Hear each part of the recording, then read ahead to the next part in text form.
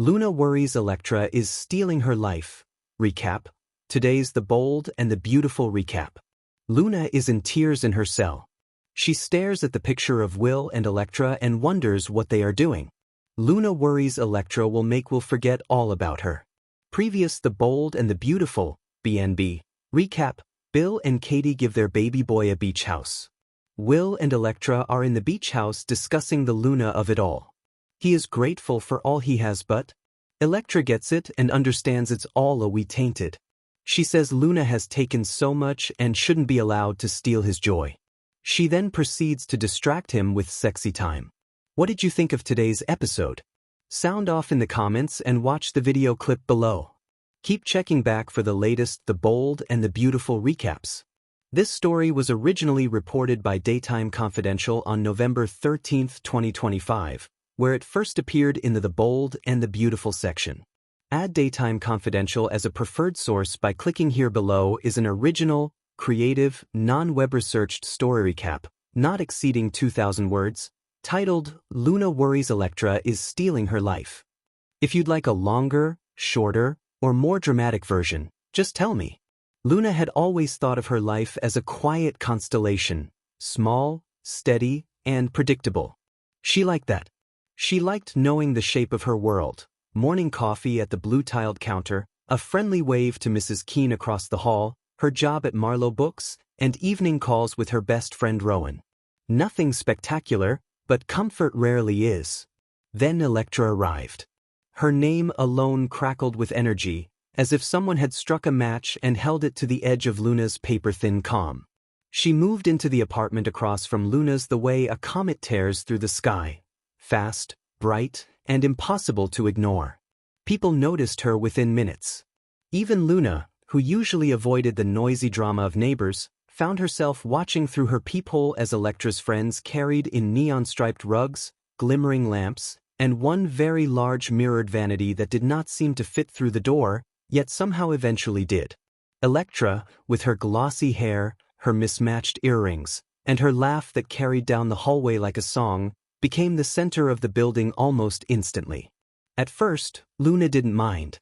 New people came and went all the time. But then the coincidences started. It began with the coffee shop. Luna had gone to the Seabird Cafe every weekday at 7:45 a.m. since she moved to the city. The staff knew her order: vanilla cold brew, extra ice, dash of cinnamon. But one morning, she stepped in and saw Electra at her table, laughing with the barista, sipping a drink that looked suspiciously like Luna's. "Oh hey." Electra waved as if they'd known each other for years. "You like the cold brew here too? It's my new favorite." Luna tried to smile, but something in her chest tightened. She chalked it up to coincidence. Then Electra started working at Marlowe Books. Not the branch down the street. Not the one uptown where Luna sometimes shopped on weekends. Her store. Electra breezed in one morning wearing a sunflower print dress and a grin. "Luna, what are the odds? I just got hired here yesterday. Isn't that wild?" She said it as if fate had lovingly orchestrated this twist. Luna nodded, though her palms began to sweat. Because she had been told by the manager the previous week that they weren't taking on any new staff until spring. So how had Electra been hired so suddenly? And why here, of all places? At first, Luna tried to be generous.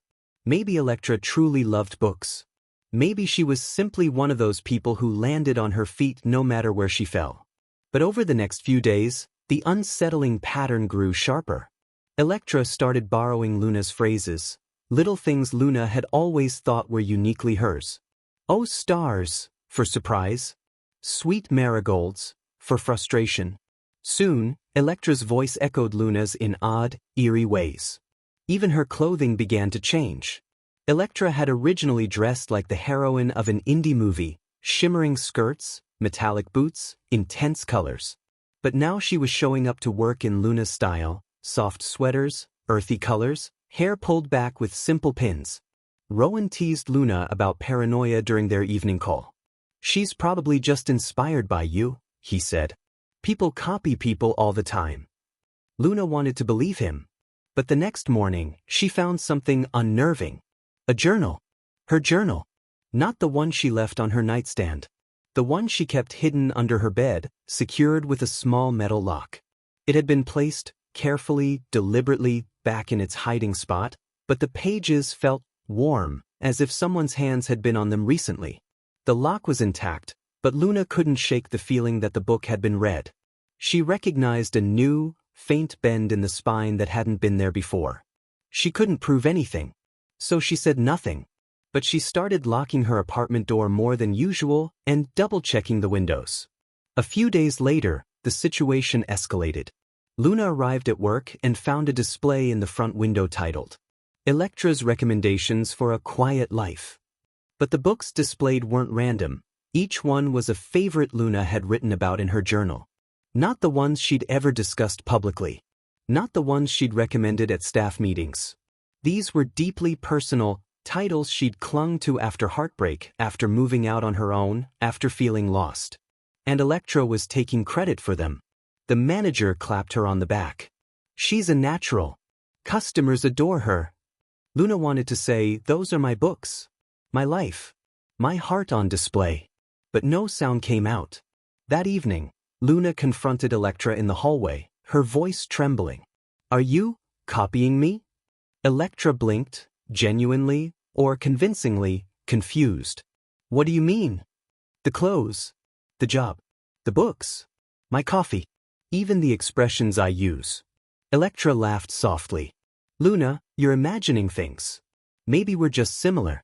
Maybe we're meant to be friends." But the way she said friends made Luna shiver.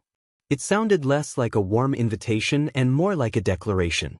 After that, things only grew stranger. People began mistaking Electra for Luna and Luna for Electra. Mrs. Keene complimented Luna on the neon lamps you put up, and one of the regular cafe staff thanked her for coming in twice yesterday when she hadn't gone at all. At the bookstore, a customer approached Luna and said, "You were so helpful the other day," even though it had been Electra working the shift. It felt as if their lives were blending, mixing at the edges until Luna's sharp outlines blurred. One night, unable to sleep, Luna heard footsteps just outside her door. Slow. Intentional. She sat up, heart pounding. She moved quietly to the peephole. Electra stood there. But she wasn't knocking. She wasn't leaving a package. She wasn't doing anything except standing, watching the door. Her posture was rigid, her head tilted slightly, as though listening to Luna breathe. Luna didn't open the door. She didn't move.